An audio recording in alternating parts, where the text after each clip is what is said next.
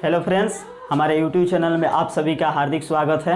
हम उम्मीद करते हैं कि आप सभी लोग अच्छे होंगे। हम आप सभी के लिए आज क्लास 10th के एनसीईआरटी सॉल्यूशन को लेकर आए हैं, एक्सरसाइज 7 का। हम इसमें देखेंगे विभाजन सूत्र के बारे में जानकारी प्राप्त करेंगे, ठीक ना, कि आखिर विभाजन सूत्र होता क्या है। ये निर्देशांक ज्यामिति का जो चैप्टर है उससे संबंधित है, उससे रिलेटेड है। इसमें आप सभी लोग जितने भी बिहार बोर्ड के एग्जामिनर देने वाले हैं, स्टूडेंट हैं, उनके लिए खास तौर पर ये बहुत वीवीआई चैप्टर है। इससे कहीं ना कहीं एक क्वेश्चन डाल ही देता है, ठीक ना। तो इस पर हम विचार करेंगे कि विभाजन सूत्र सेक्शन फार्मूला के बारे में जानेंगे। कहा है कि दो बिंदुओं A x1 y1 और B x2 y2 को जोड़ने वाले रेखाखंड AB को m1 अनुपात m2 के अनुपात में आंतरिक रूप से विभाजित करने वाले बिंदु P x y के निर्देशांक मालूम करना है।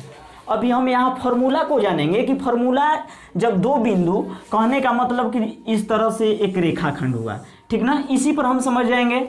ये A हुआ और ये B हुआ, ठीक ना। इसका निर्देशांक दे दिया है, इस A पॉइंट का जो निर्देशांक दिया है x1 y1, ठीक है, और B का पॉइंट दिया है x2 y2, ठीक ना। हम यहाँ समझ लेंगे, ये दो पॉइंट दे दिया है और इस पॉइंट को कोई अनुपात है, कोई अनुपात का वैल्यू है जिसको m1 बोला गया है, एक m2 बोला गया है। ये m1 m2 जो है इस रेखाखंड को डिवाइडेशन किया है, विभाजित किया है इस अनुपात में। अब कौन सी ऐसी पॉइंट है जिसको दर्शाया गया P पॉइंट, ठीक ना। ये P पॉइंट कहीं भी इस रेखाखंड पर, किस रेखाखंड के किस भाग पर है, किस बिंदु पर ये स्थित है कि m1 अनुपात m2 के अनुपात में इसको विभाजित कर दिया है। तो इसको हम कहीं भी ले सकते हैं, इसलिए कि हमको विभाजन सूत्र चाहिए, ठीक ना। तो यहाँ पॉइंट डाल देते हैं इस तरीक़ा से और P लिखते हैं और x1 x और y, यहाँ हमारा इस पॉइंट का हमें निर्देशांक जानना है। तो यहाँ हम फार्मूला प्राप्त करेंगे। बहुत आसान तरीका है कि जब A पॉइंट है और B पॉइंट है तो A और बीच में क्या है, हमारा P पॉइंट है। तो A और B के बीच में हम m1 को ले लेते हैं, ठीक है, m1 का वैल्यू होता है और इधर P से B के बीच में m2 का वैल्यू होता है। आया समझ में।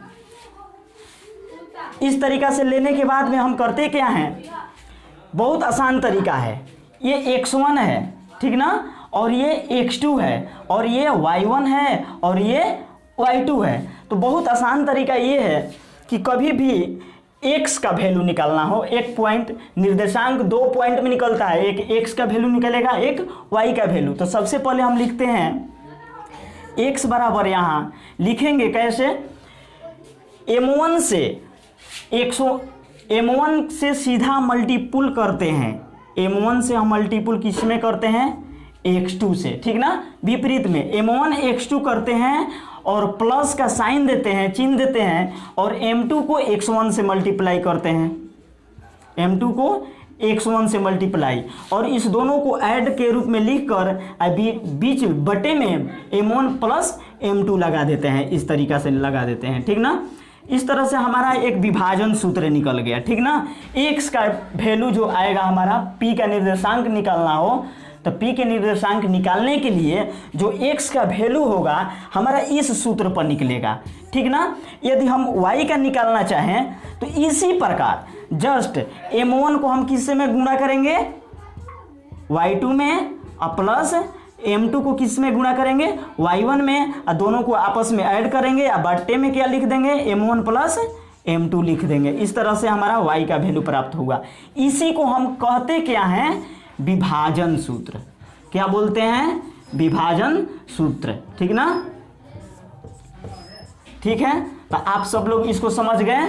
तो इसको आप लोग किस तरीका से याद कीजिएगा, हमारे वीडियो को अच्छे से देख लेना, आप लोग बिल्कुल फ्रेश दिमाग से ये समझ जाएंगे, ठीक ना। तब तक से आप एक्सरसाइज का इंतजार कीजिए, अब अगले वीडियो में हम लेकर आते हैं, ठीक है। Thank you.